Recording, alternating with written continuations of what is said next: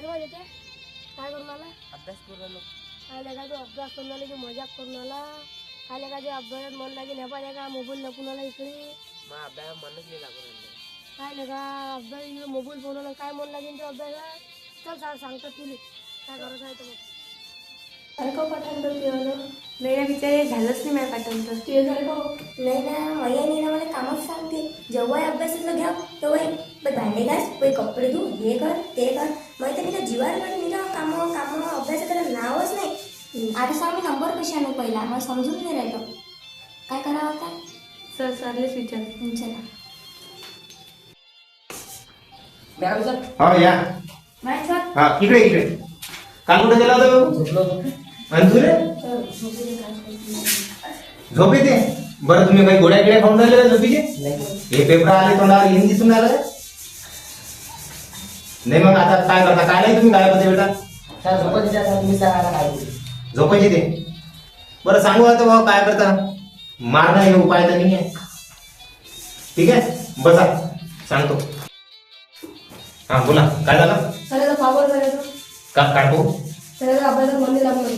Hello काय झालं अरे मारत नाही ना इकडे इकडे काय झालं काय काय काय करते सरासरी इकडे पुस्तक काढते इकडे मोबाईल ठेवते अभ्यासात मन नाही लागलं. बाहेर मग सरळ तर समजून राहिला राजा अरे थांबणं घेऊन गेला राज हे बाय असा मित्र भेटला तोच तर डायरेक्ट सांगून राहिला तुला अभ्यास कसा लागेल बेटा तुम्ही ते मोबाईल पाहून राहिले आणि त्याचा अभ्यास करून राहिले हे बाय समजतो तू किती वर्षाचा आहे 14 आवाज काढ आवाज किती वर्षाचा आहे 14 वर्षाचा आहे 14 वर्षाचा आहे ना मग आता बाय तुझे कपडे तू धुतं जेवणही तूच करतं बाकी कामही तूच करून घेतं का तर मग कसं आहे आता तुला समजायला पाहिजे की तू अभ्यासासाठी 1 तास तरी काढायला पाहिजे बाकीचं खेळासाठी तुम्हाला नाही गुन्हा म्हटलं तुमचं खेळण्याचं वयच आहे खेळणार तर तुमचा शारीरिक विकास होणार है ना पण बेटा असं ठरवून घे ना मनाशी आता पेपर आले तोंडावर मनाशी ठरवून घे की 1 तास अभ्यास करायचं मस्त टाइम टेबल तयार करायचं त्यानुसार अभ्यास करायचं करशील ना पक्का यानं मोबाईल बघितलं तर सांगशील रे मला पण बघणारच नाही तो ऐकायचा बेटा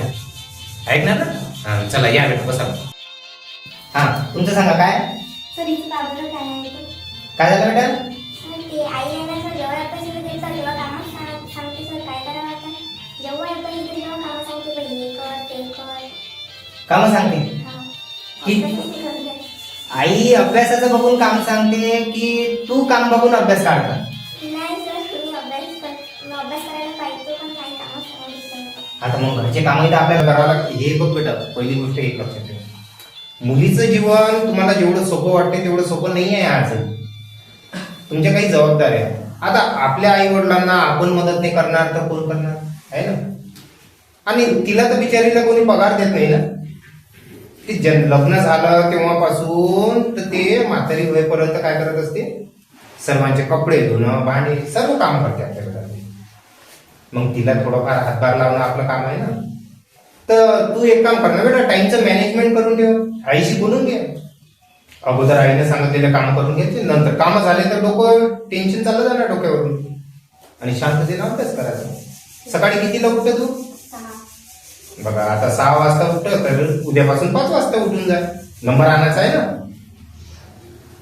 नंबर आणायचा आहे बेटा पक्का मग आता उद्यापासून टाइम टेबल तयार कर सकाळी लवकर उठ आणि आईला सुद्धा मदत तर करावीच लागेल तुला हे तुमचीच जबाबदारी आहे नाही तर आता बाहेरच्या मुली तर येणार नाही ना मदत करायला हा ठीक आहे चल